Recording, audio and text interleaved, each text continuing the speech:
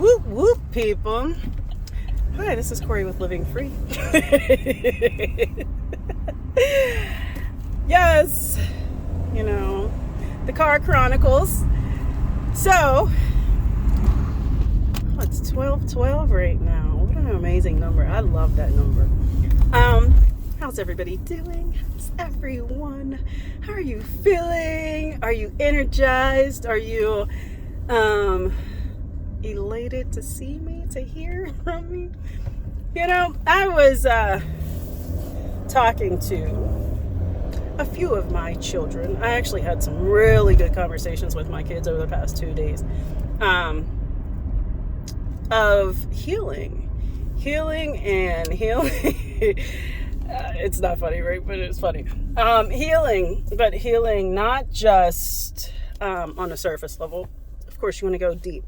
So we've been talking, and I've learned a lot about their challenges, things that may have gone on with me and them, and things that go on in their own personal lives, that the challenges that they've had. I'm telling you, connection is awesome. Connection is wonderful. Connection will bring out and bring about better bonds, secures them a whole lot more. I've told my kids the workshop that I went to, I told them that I would pay for them to go. I told them that I want them to do it together because I want them to have a closer relationship or a closer connection with each other, within themselves, but also with each other. They're like, I don't know if I could sit for 12 hours. And I said, you'll be engaged the entire time, so it doesn't even matter. Like, there might be a day or something that you're like, but for the most part, you're just like all in it. So, I am going to say to you, check your connection within yourself. Check and see if you're connected. Not just like, oh yeah, I know connection. Get out of your head. Your head might think it knows connection, but connection is a feeling. It's a feeling. You have to feel it in your soul. And do you know how to get to your soul? Let's do this. Breathe in and out 5 times. Take some deep breaths. Actually, breathe in for the count of 5. Hold it for 5, and then breathe out at a count of 5. That'll get you into your soul. If you touch your heart, it allows you to breathe it allows the focus to go to your heart. I've done this for years, and I'm telling you that is true. And then there's that adage that they say, energy flows where focus goes. So, of course, your energy is going to go to your heart because that's where you're focused. So, but really, learn how to connect within. Connect to you. You'll find your little person inside. You will learn how to live life differently. You'll be able to look at life differently. If you've watched my early videos when I was outside and I'm like, oh, the beauty. Like, I'm telling you, like, colors are very vibrant to me. They weren't before, like, things weren't as noticeable. Because I was just going through life. Right now, I'm living life. I'm living it. And I'm able to see. I'm able to see things. I'm able to see people. I'm able to see everything that's going on around me and the beauty that's in it. So I don't look at people like people say, oh, well, why would you do this? Why would you talk to this person or that person? Because we're all human, and we all have flaws, and we all have our own little set of issues that we have to deal with and that we have to face. However, if we keep keeping us down, then when does anybody ever grow? When does anybody ever elevate? So, sorry, I didn't know they tore down a parking lot. But when does anybody ever grow? Growth is within, of course, and then you get to share a lot of what is in you with other people. So, don't be afraid of growth. Don't, because there's so much beauty in growth. You do it anyway. You do it anyway, and if you hold stagnant, then that's the worst part of life. That is the absolute worst. When people are like, "Oh, I'm just stuck here. This is what I'm going to do the rest of my life is sit at this job and not move beyond." Sometimes some things tell you it's time to move beyond, and I will tell you that I left a job, and I really liked the job. I was getting to the point where I was just frustrated with life, with different things. There was a lot of issues that were going on in my personal life. But I was with a friend of mine, and he had a stroke right in front of my face. And it all started with him saying, like, "Oh, can you put the fan closer to me? I can't feel it." And I was like, "It's blowing right on you. Like, what in the world can't you feel?" And then he was like, "Oh, I'm going to go to the bathroom." And when he stood up to go to the bathroom, I noticed he was dragging his foot. And then he came back. He's still dragging. And then his speech got slurred. And I was like, "You're having a stroke." And he said, "No, I'm fine." I said, "I'm calling 911. No, I'm fine." I was like, "I'm calling. I don't know what you're talking about. You're not fine." And so I called 911. They wanted to talk to him. So as they're talking to him, they're telling him to repeat stuff, and he's barely repeating half of the stuff that they're telling him to repeat. So the paramedics get there, and he has this blood pressure that's 276 over 180 something. That was hard. I was knocking on his mom's door and, trying to let her know that, hey, he's getting ready to go to the hospital. I sat down there.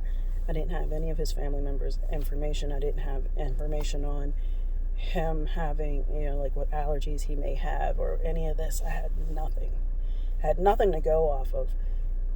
But as I'm there, I sat in this room with him. I was able to message his sister on Facebook. Gratefully, she answered, and because this is like 11 o'clock at night, so it was, and she lived out of state. So she was able to get in touch with the family. I gave them the family's address, the phone number. We were calling. They were calling. The hospital was calling the police. I said, "Can you send the police? Can you just send the police to his mother's house?" And that's how, his mother was notified. I'm like, I don't feel comfortable with leaving him by himself. So I sat in a room with him, and as I'm sitting there, the words came to me, "When is it your turn to be happy?" And I was like, okay. And then you kind of brush it off, and then it said it again. "When is it your turn to be happy?" And I was like, now? Now? So, which made me then quit the job that I was at because I was not happy. I was not happy in the way some things were being done. It was more management. It wasn't the company. It was the manager and the supervisors that were in there, and the fact that, I wasn't able to grow within that company. Mind you, I returned to the company, just a different department. I'm not there now, but I did return. But the only thing is, you sit here and you're like, okay, well, when is it my turn to be happy? But then, so then after that was 2016 that this happened. And then what ends up happening after that is after I leave my job, I worked on my nonprofit a lot, full-time, more than full-time. And eventually I ended up meeting this lady who does, that helps you get into your heart. And that was a very freeing experience. Very. Like, it was to the point where I was just like, okay, I'm moving, I'm leaving Pittsburgh, I'm leaving, and I'm going to Houston. I did. I went to Houston. I left and I went to Houston. I only stayed there for a short period of time, and that was, because there was some things going on at home, and I'm like, I need to take care of it, because I kind of had I kind of left abruptly. So I came back and expected to leave. Then, of course, COVID hit. So here I am. I still sit in this lovely city that I am not connected to. I can honestly tell you that I'm not connected to. I feel no connection to the city at all. I used to feel like my house was my home. I don't feel a connection there. I just feel like it's time to move beyond and move on. I don't know if you've ever had that feeling, but like, I feel that I have a knowing that there's something greater out there, and there's a different place that I need to be.